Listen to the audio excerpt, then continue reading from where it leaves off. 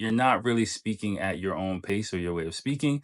It's just to accommodate the language skills. Imagine like Japanese people, talking to you in just fluent straight Japanese, you're going to be completely lost. So you got to kind of compensate for that in the way that you address people, not talking down to them, but just trying to establish a standard of communication. Let me pause because I do remember several years ago when I was really like going for, JLPT, I think like trying to pass N2 and really trying to work on my Japanese really hard. And I used to push my Japanese on people like, no, I need to study. I was taking Japanese class, but I was really aggressive with my Japanese. And now thinking back on it, I think that's not the best approach.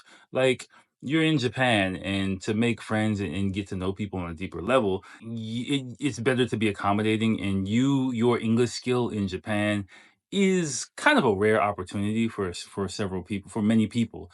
So just getting off a few Japanese words for you isn't really worth it, I think. And you'll be able to make deeper connections if you're more accommodating of people as far as language goes.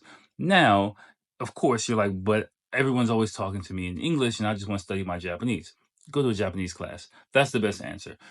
Pay money. Like that's what someone who had better Japanese than me suggested. Like, dude, pay for one-on-one classes. It was like 4,000 yen an hour. Just do it. Don't go to group classes. And just I took 2 hours a week, studied on my own, and that's how I got my skills up. And then when the situation arose where I was with people where I could use my Japanese skill in a natural way, I did it. And eventually I got to a point where I could speak and communicate in a way that it didn't bother me whether the person wanted to speak in English or in Japanese. And I think that's the best balance.